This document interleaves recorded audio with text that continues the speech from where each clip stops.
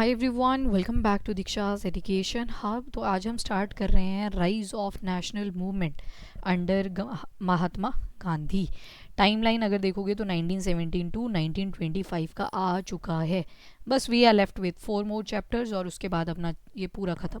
अब यहाँ पे महात्मा गांधी जी का पूरा इंट्रो आपको दे रखा है कि नाम क्या था। तो मोहनदास करमचंद गांधी, फादर का नाम Karamchand Gandhi, date of birth 2 October 1869। Very important personality जिनका बर्थ भी 2 अक्टूबर को हुआ था, नाम है लाल बहादुर शास्त्री। ठीक है। और डेथ कब होती है महात्मा गांधी जी की? तो 30 जनवरी 1948 असैसिनेशन हुआ था। Place of birth Porbandar Gujarat आ जाएगा। वाइफ का नाम कस्तूरबा गांधी। इवन अगर पंजाब यूनिवर्सिटी से आपने स्टडी करी है तो जो गर्ल्स हॉस्टल नंबर 4 है उसका नाम भी कस्तूरबा जी के नाम पे ही पड़ा है। लड़के कौन कौन थे? तो हरीलाल मनीलाल रामदास देवदास। हरीलाल मनीलाल रामदास देवदास, देवर सन्स ऑफ महात्मा गांधी। इनके political Guru very important, don't forget it, that is Gopal Krishna Gokhale. Very important point. Prominent disciple कौन इनके इंपॉर्टेंट शिष्य हुआ करते थे? तो मेडेलिन स्लेड, इनका बर्थ इंग्लैंड में हुआ था और मीराबेन के नाम से भी इनको जाना जाता था। गांधी जी ने ही दिया था ये नाम इनको, मीराबेन का। तो मेडेलिन स्लेड जो थी, इनका जन्म हुआ इंग्लैंड के अंदर, मीराबेन इनको नाम दिया था गांधी जी ने। और इसके अलावा प्रोफेशन क्या था? तो वैसे तो प्रोफेशन से तो ये वकील थे, लॉयर थे, बैरिस्टर थे। और ही establishment of the Natal Congress in South Africa, जैसे कि मैंने आपको बताया साउथ अफ्रीका में वहाँ पे भी रिसीजम बहुत ज़्यादा चल रहा था, तो वहाँ पे भी इन्होंने पॉजिटिव नोट पे चेंजेस लाए थे। ईयर बात हो रही है 1894 की। टाइटल इनको केसर ए हिंद का टाइटल भी दिया गया था। बोअर वॉर के बाद इनको केसर ए हिंद का टाइटल भी दिया गया था। इवन जब हमने पेंटिंग्स वाला अगर आपने वो आर्ट एंड कल्चर के लेक्चर्स देखे होंगे तो राजा रवि वर्मा साहब की बात करी थी, राजा रवि वर्मा। तो राजा रवि वर्मा को भी केसर ए हिंद का टाइटल दिया गया है, तो महात्मा गांधी जी को भी दिया गया था। फर्स्ट पार्टिसिपेशन इनकी कांग्रेस सेशन में कब हुई? तो 1901 में हुई थी, जो सेशन हुआ था कैलकटा सेशन में ऑफ इंडियन नेशनल कांग्रेस।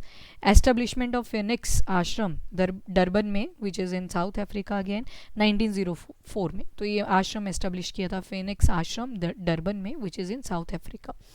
इसके अलावा arrival of Gandhi ji in India, अब ऑफिशियली वो एंटर कर चुके हैं सिर्फ इंडिया के काम के लिए, तो 9 जनवरी 1915। अगर आपने लास्ट लेक्चर देखा था तो हमने प्रवासी भारतीय दिवस की भी बात करी थी उसमें, तो इम्पॉर्टेंट डे है, याद रखिएगा। साबरमती आश्रम की एस्टेब्लिशमेंट कब करी, किस साल करी? तो 1915 में करी। इनका स्टे कितना रहा अफ्रीका के अंदर? तो कम से कम 21 ईयर्स के लिए। इनकी ऑटोबायोग्राफी जो इन्होंने अपने ऊपर अपनी कथा लिखी है, आत्मकथा जिसे हम कहते हैं, तो दैट इज़ 1925 की my experiments with truth. Principle, किन प्रिंसिपल्स के ऊपर चला करते थे? तो एक तो सच्चाई का रास्ता और दूसरा नॉन वायलेंस, की लड़ाई नहीं करनी है अपना राइट पाने के लिए। Establishment of all India khadi board, याद करो, बाइकॉट ब्रिटिश प्रोडक्ट, स्वदेशी मूवमेंट्स चल रही थी, है ना। तो उसी चीज़ को प्रमोट करते हुए all India khadi board setup करा जाता है ईयर 1923 में। आईएनसी के प्रेसिडेंट कब रहे? तो एक ही बार रहे हैं, जो सेशन हुआ था 1924 में कर्नाटका के बेलगांव में। वेरी इंपॉर्टेंट, मैंने आपसे पूछा भी था ये सवाल, खैर, पर बेलगांव में जब सेशन होता है महात्मा गांधी जी का 1924 का इन कर्नाटका, तो उस टाइम पे प्रेसिडेंट कौन थे? तो महात्मा गांधी थे। ऑल इंडिया स्पिनर एसोसिएशन भी इन्होंने सेटअप करी 23 सितंबर 1925। ऑल इंडिया स्पिनर्स एसोसिएशन 23 सितंबर 1925। फेमस बुक्स कौन सी हैं? तो हिंदी स्वराज है, India of my dream, Satyagraha in South Africa. Famous books को याद रखो, हिंद स्वराज है 1909, India of my dreams 1947, Satyagraha in South Africa 1928। कुछ प्रोमिनेंट न्यूज़पेपर्स भी इन्होंने चलाए, जैसे कि ग्रीन पैम्पलेट, ये चलाया था 14 अगस्त 1896 में राजकोट नामक शहर के अंदर। इंडियन ओपिनियन ये 1903 में शुरू किया था at South Africa. Young India 1919 में शुरू किया था, वेरी इंपॉर्टेंट। हरिजन 1932। याद करो वर्ण सिस्टम कि हरि के जो फेस वाला पार्ट है उससे ओरिजिन होता है ब्राह्मण्स का। बाहों से शुरुआत होती है क्षत्रिय की, ठीक है। टांगों की तरफ आ जाते हैं वैश्य और पैरों के पास बोला जाता था शूद्र। और पैरों के भी नीचे एक रैंक दे दिया गया था, अनटचेबल्स बोल देते थे उनको, ठीक है, चंडालाज नाम की टर्म दे दी जाती थी। तो महात्मा गांधी जी, जो वर्ण सिस्टम था ये तो ऑक्यूपेशन के बेसिस पे बना था, जब हमने ऋग्वेद पढ़ा था, याद करो, ऋग्वेदिक टाइम। तो महात्मा गांधी कहते हैं कि फिर तो अगर ये पैर हैं फिर तो ये हरिजन्स हुए, हरि के पैर, तो इनकी तो हमें पूजा करनी चाहिए। तो that is the very important newspaper Harijan 1932 में महात्मा गांधी जी ने शुरू किया था। और ये टर्म जो कॉइन की थी Harijan, so called low caste I would say, उनके लिए महात्मा गांधी जी ने ही शुरू की थी। इसके बाद जो इंडियन नेशनल मूवमेंट है, अब थर्ड फेज़ में हम एंटर कर चुके हैं। ठीक है, टाइम जा चुका बाकी का, 2 फेजेस हमने कर लिए। अब we are entering into the Indian national movement, the third phase.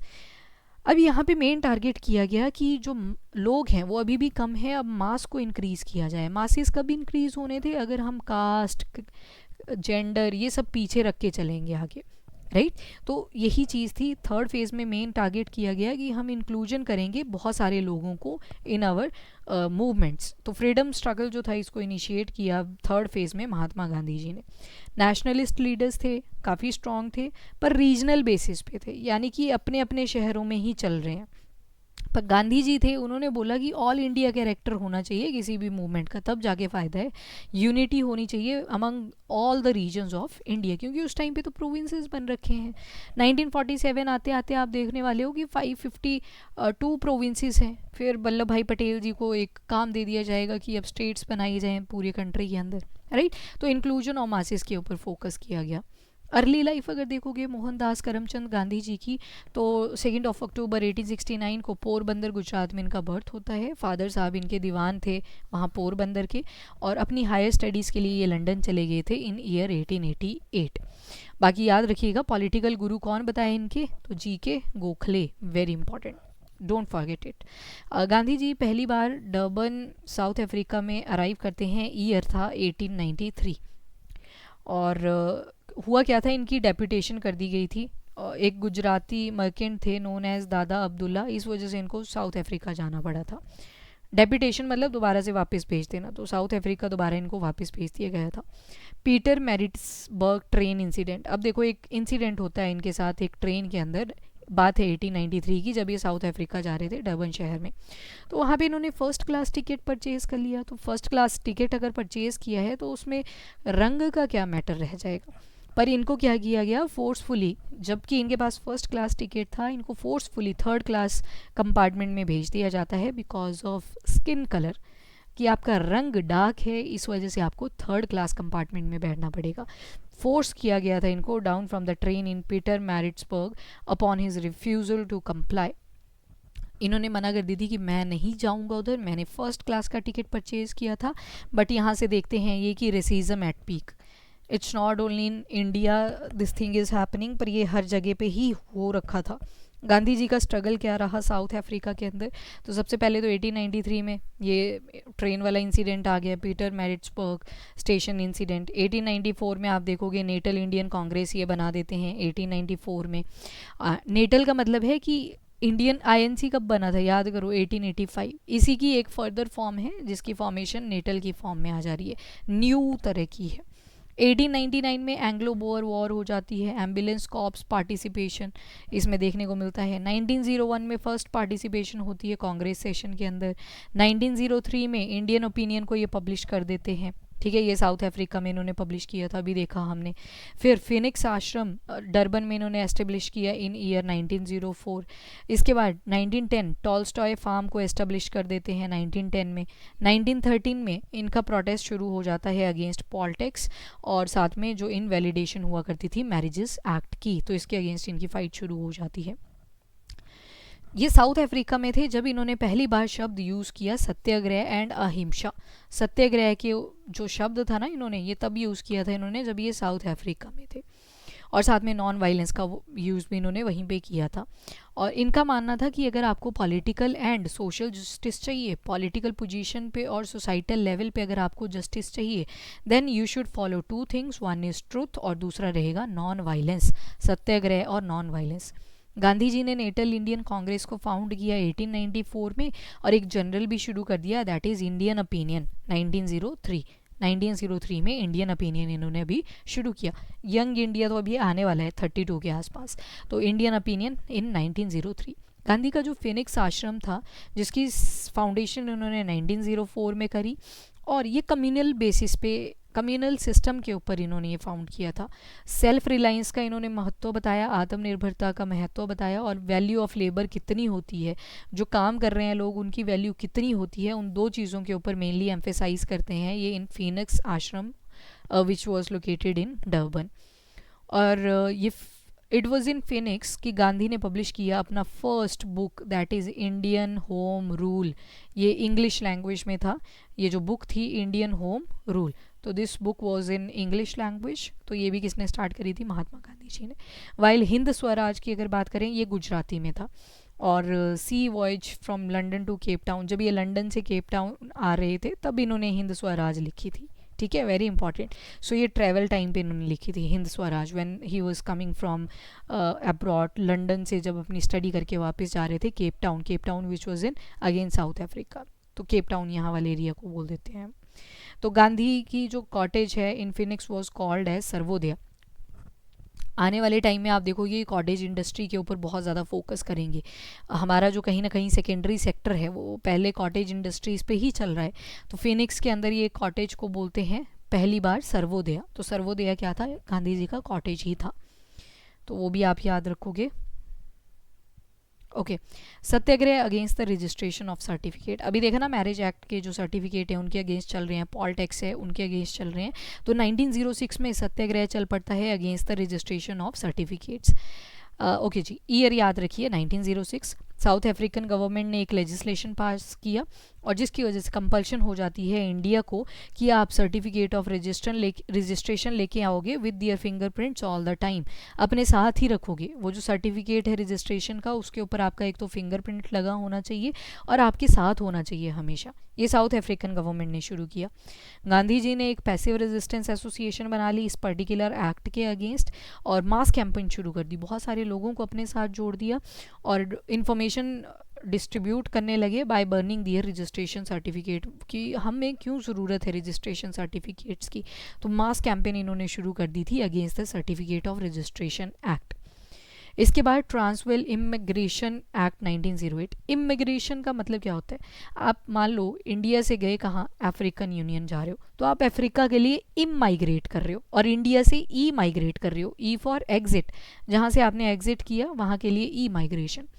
तो अब इसके ऊपर आ जाते हैं। तो साउथ अफ्रीकन लेजिस्लेशन ने इम्पोज कर दी थी रिस्ट्रिक्शन इंडियन इमाइग्रेशन के ऊपर कि जो इंडियंस हैं वो अफ्रीका के अंदर नहीं आ सकते। तो इन्होंने बंद कर दिया था एक एक्ट के तहत 1908 में। तो जो प्रोमिनेंट लीडर्स का एक सेक्शन था उन्होंने इस लेजिस्लेशन को ये लेजिस्लेशन जो थी इसको बायकॉट किया और बोला कि under the guidance of Gandhi ji finally ये रिमूव भी कर दी जाती है और ट्रांसवेल पहुंच जाते हैं अगस्त 1908 के अंदर। तो ये भी सक्सेसफुल मूवमेंट रहा। Campaign against Paul tax and invalidation of Indian marriages, अभी देखा था ये भी 1913 की बात थी। गवर्नमेंट ने डिसाइड किया कि हम पोल टैक्स लगा देंगे, कितना, 3 यूरोस का। जितने भी एक्स इंडेंचर्ड इंडियंस हैं, पहले वालों की बात चल रही है। इस सिचुएशन में क्या हुआ, ये तब वर्स हुई जब supreme court of south Africa ने बोला कि जो मैरिजेस अगर क्रिश्चियन राइट्स के हिसाब से नहीं हुई हैं और मैरिज रजिस्ट्रार के अंडर साइन नहीं हुई हैं तो उनको नल एंड वॉइड डिक्लेयर कर दिया जाएगा। इस वजह से एजिटेशन हुई थी लोगों के बीच में। अब वहाँ पे मुस्लिम पॉपुलेशन भी है, हिंदू पॉपुलेशन भी है, ज़ोरास्ट्रियन यानी ये पारसीज भी वहाँ पे रुके हुए हैं। तो इस वजह से तो पूरी दिक्कत कर गई उस रीजन के अंदर। तो finally Muslim, Hindus and Parsis, while उनकी जो पत्नियां थी, बच्चे थे, they also started to declare as illegitimate. उनको इललेजिटिमेट डिक्लेयर कर दिया क्योंकि शादियां तो पहले की हो रखी थी, बच्चे तो पहले के हो रखे थे। अब अचानक से आप बोल रहे हो कि क्रिश्चियन राइट्स और वो भी डिफरेंट धर्म के लोगों को, तो वो तो प्रॉब्लमेटिक होना ही था। इसके अलावा Gandhi was conferred with the title Kaisar-i Hind from British Empire for their effort through ambulance corps during Anglo Boer war in 1899।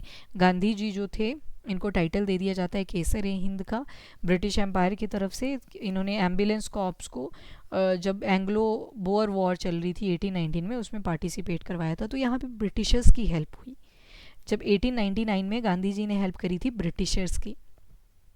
अब ये देखते हैं हम जब गांधी जी का एंट्री हो जाएगा, फाइनली ऑफिशियल एंट्री हो जाएगा इंडिया के अंदर 1915 में, जिसको हम एज अ प्रवासी भारतीय दिवस भी सेलिब्रेट करेंगे, पर देखेंगे नेक्स्ट लेक्चर में। Again in the last lecture I told you about Google form which is available on Telegram channel. अगर आपको कोई इंडिविजुअल कोर्स भी चाहिए तो वो वहाँ पे अवेलेबल है, आप चेकआउट कर सकते हो, फॉर्म को फिल कर सकते हो, आपको पूरी की पूरी डिटेल्स वहाँ पे मिल जाएंगी। I will be having your contact number, ताकि आपको अगर फ्यूचर में हमें कांटेक्ट करना हो तो इजीली कर सकते हैं। बाकी 1-to-1 सेशन है, मैक्सिमम जो स्टूडेंट रहेंगे एक क्लास के अंदर वो 10 ही रहेंगे, उससे ज़्यादा नहीं चलेंगे, ठीक है। So that's all for today, thank you everyone, have a nice day, keep studying and keep watching.